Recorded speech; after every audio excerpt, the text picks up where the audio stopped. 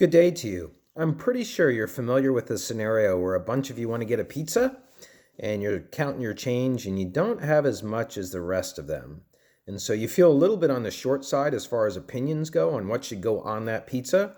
And you pretty much let the people who have the $10 while you have the $2, they decide the toppings that go on the pizza. And that's pretty common because we generally believe that if you're the one that's paying more than somebody else, then you get to decide on what, in this case, the pizza is going to be. But the allegory that I'm drawing here is to media. And that is when you look at media and how they are financed, where the money is coming from has a very big effect on the content and on the media system as a whole. So we're taking on financing today when we're looking at media. And this is a subject area that I think will come very easy to many of you being Americans. We're very tuned to the idea of capitalism and how markets work, and we like to follow the trail of money. So this should be an interesting one for you to apply concept-wise to your country media post today. So yeah, let's talk about the different ways that media are financed. And we can start by remembering that media are set up according to a philosophy and cultural characteristics. We talked about those earlier on in the course. And that's no different for financing because the way that media are financed grows out of the way that media are philosophically set up. A libertarian system, for example, is going to be much more open to advertising and free not free advertising, but unlimited advertising because it's going to be up to supply and demand. Whereas a communist system may want to try and clamp down on some of that advertising if it's starting to have an impact on the population that is bringing down aesthetic tastes. Similar for socialistic countries or the social responsibility theory, there's becomes a point where advertising needs to be looked at and regulated so that it doesn't go crazy in a society. So let's talk about the specific ways that media are financed now. We'll start with advertising. Advertising is sort of an easy one to finance media with. When people take on media content, when they look at a web page, when they listen to a radio song, when they watch a TV show, when they buy a newspaper, if they buy a newspaper, well, that's a separate one. But the other three, there's a feeling of no cost involved, right? You just turn on your phone, you start watching a video, you just turn on your radio, you start listening to a song, you turn on your TV, you start watching TV. There's not really a cost associated with the use of that media. And that's not really true because with advertising, the cost is just buried within the price of the media. The average estimate is that the average good that you buy, 5% of that cost can be attributed to advertising budgets. So 5% is not much when you're buying a soda, but it's a lot of money when you're buying a house or you're buying a car. So advertising is a method of financing that's become very popular because of that hidden factor that people don't really believe they're paying extra when they're watching advertising supported content. And as a result, we've seen media systems across the world move slowly over to advertising. Media systems in countries like Sweden and France, which were completely sheltered from advertising, they've opened up to advertising because it's part of this wave that swept across the world. But advertising is criticized. It's criticized for bringing down the content of media, for making it dumbed down, for making media content appeal to the, quote, lowest common denominator. Because when you have advertising supported content, whether it's a TV show, a radio program, or web page, if your content is not understandable to a big enough audience, if a big enough audience doesn't like the content, then you're not going to get the advertising dollars that you are striving for, right? Because you have to, that's the way that advertising works. So you're paying, if you're a web page, you're selling part of that page to an advertiser. If you're a radio station, you're selling 60 seconds or 30 seconds at a time to a Geico advertiser or Verizon advertiser. Same with television, you're selling time there. Web pages sell time and space. And so you want the audience to be as big as possible. So you're not going to be using big words. You're not going to be using offensive words. You're not going to be talking about subjects that are really esoteric and too elitist.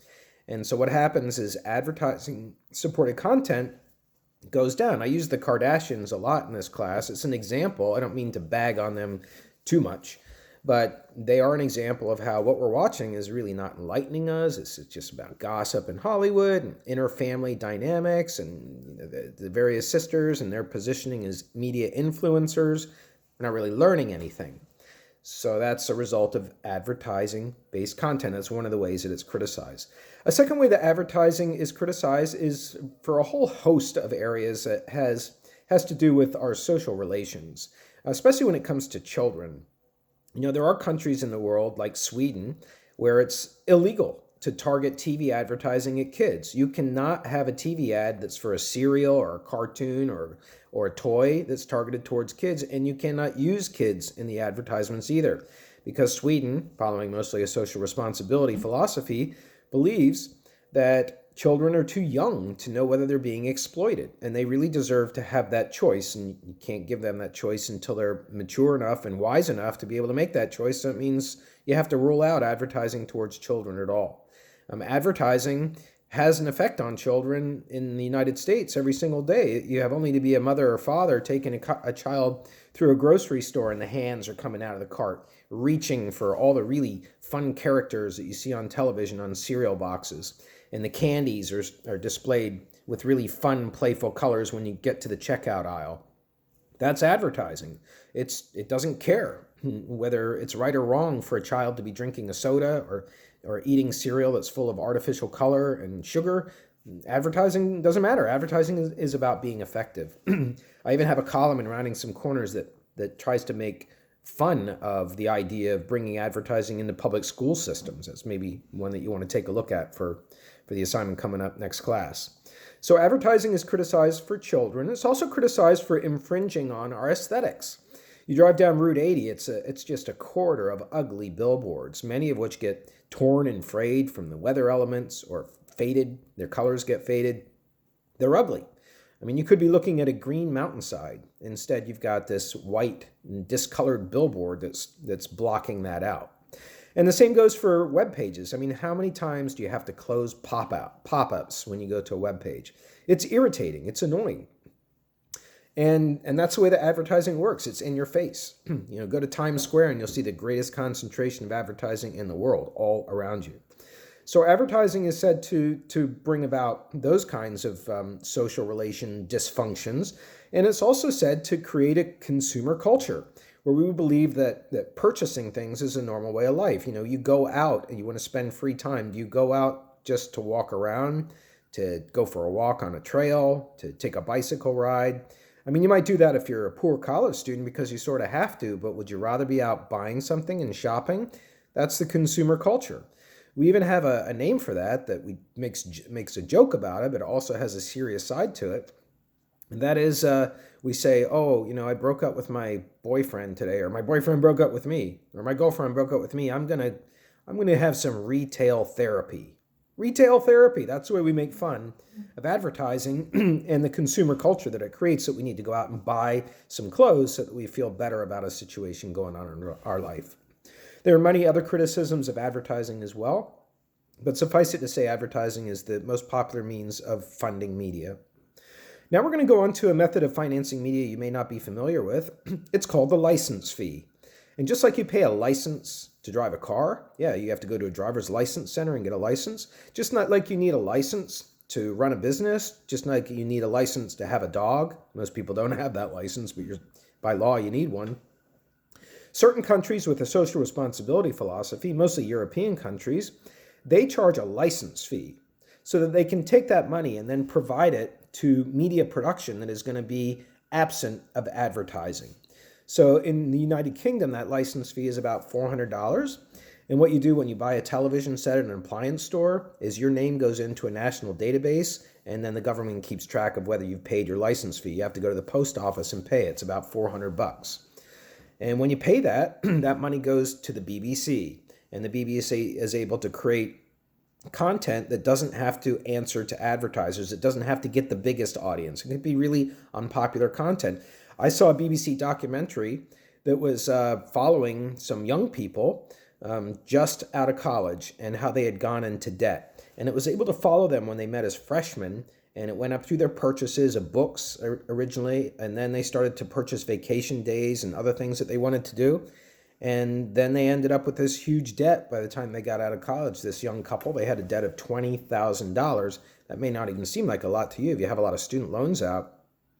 But to really follow that and see how people get wrapped up as opposed to presenting a documentary that only looks at, one brief period in their life, the BBC had to follow this couple for 4 years of shooting and follow them through different phases of their relationship to really get into depth about how young people go into debt. And that would not be possible if that kind of programming was funded with advertising fees, because there wouldn't be the money there for it. But with a license fee, you can put money into creating content that is really going to have substance to it. And another reason for that license fee is that the public media that it funds, that BBC is public media, is in France, you've public media as well. The public media are like a utility. And a utility is something that the whole nation has to contribute to. It's in the best interest of everybody to have good sidewalks. It's in the best of everybody to have an electrical grid that does not go out during winter storms. And so people pay towards that, even though it might be benefiting your neighbor. Same thing with your taxes, your school taxes. You'll find that when you own a house, whether you have a child or not, you pay school taxes because it's in the best interest of the entire community, the thinking goes, that children are well educated. It doesn't matter whether they're your children or not. And that's the similar thinking behind license fee. It is, of course, criticized for that very reason as well, that people say, I don't watch the BBC. I don't watch this government-supported television content, radio content, webpage content. So why should I pay a license fee for something that I don't own? So the license fee is criticized for that. It is, by the way, a very stable form of income because you can pretty much predict how many people own television sets and how many people therefore have to pay that license fee. Whereas other forms of financing go up and down based on the economy, like advertising. When we have a recession, people are not spending as much money on advertising because people aren't buying as many things and because companies don't have as healthy bottom lines as they do during boom economic times. Now let's go into the third form of funding. That is the government appropriation, sometimes called a subsidy. A subsidy is like a helper form of financing. For example, in France, they provide free train travel. Since the trains are nationalized in France, they provide free train travel for newspapers that are being distributed to outlying areas outside of Paris. And that's a way of taking away a cost that the newspapers would normally have to pay.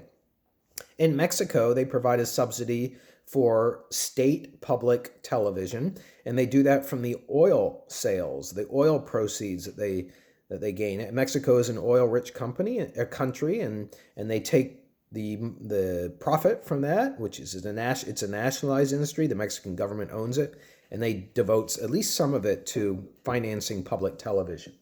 In Canada, they just flat out take their taxation and fund the CBC, the Canadian Broadcasting Corporation, which we had a tour of as a class a couple weeks ago in Montreal. And let me just tell you, to give you an idea of the size of this, the basement is the size of 28 football fields. 28 football fields. And that basement is just holding down there all kinds of sets from previous television programs. That just gives you an idea of the basement. And so the CBC is healthily funded by the Canadian government through government appropriation. You find this across the world. Now, where government appropriation gets into trouble is when you have a dictatorial government that is then funding the media, and the media have their hands tied. If you're in North Korea, if you're in Russia, if you're in China, the government appropriation just goes along with the government control over the media. And it's very difficult to criticize government in any of those three countries. It could result in death in an extreme circumstance or being disappeared. So government appropriation is also criticized for those reasons. And also government appropriation is not as easy to predict. In the case of the United States, we actually do have government appropriation. It's appropriated to, the monies are appropriated to fund the PBS system, public broadcasting system on television, and also the NPR, National Public Radio Network on radio. And those monies each and every year, depending on what politicians are in government, those monies are always in jeopardy. Who's going to approve them? Democrats tend to want to sustain funding, and Republicans tend to want to cut that funding. Now we'll go on to the fourth way of financing media, and that is the user fee. A lot of media have shifted over to the user fee away from advertising. We can see that on Netflix, right? You pay a monthly fee to watch Netflix, and then you get rid of the commercials. Same with Spotify. Same, in fact, with cable television. You pay a fee each month to watch television, even though afterwards it feels like it's free. We can also say that this applies to subscriptions, to newspapers, and to magazines. That when you purchase a magazine at a newsstand or when you get a subscription that's good for a year or 2 years, it's user fees. So user fees are seen as, it's the fairest way to do it. You pay for what you use. But that's not really the case, right? Because you pay for a lot of cable channels, if you have cable, that you don't use. You're maybe watching 2, 3, 4 channels regularly, and the rest you'll never touch. And so why should you have to pay for ESPN if you don't like sports? Why should you have to pay for the Golf Channel if you don't like golf? Why should you have to pay for Fox if you are not conservative, or MSNBC if you're not liberal? This is the way that a lot of people criticize user fees. And also user fees tend to get jacked up after the initial payout. Okay, yeah, I got a great promotional deal for my cable bill, but in 1 year, that price is going to rise by 30%. So we often see the user fees are a way to leverage people into paying more money. And now we come to the final method, the donation. The donation, asking people for money. Some people consider the donation, myself included, to be begging. And it's an awful thing to witness in April. April is when it goes on, when people are getting ready to file their tax returns and they need some more tax breaks. And so the public television stations that are part of the PBS network and NPR, they're well aware of that. And community stations as well, in the college environment, community radio stations do this as well. They go on to they use their airtime to ask for money. They do a membership drive. They give away coffee mugs. They try to persuade you how this content would not be made available if people do not offer their generous donations. So donations does work to an extent. You do have corporations that have charters to them that are making sure that they're contributing to social justice and public good. And so corporations do from time to time finance media programs. That's where donations come from. But donations rely on the will and the ability of people to hand over money. And so donations also, they go up and down with the economy.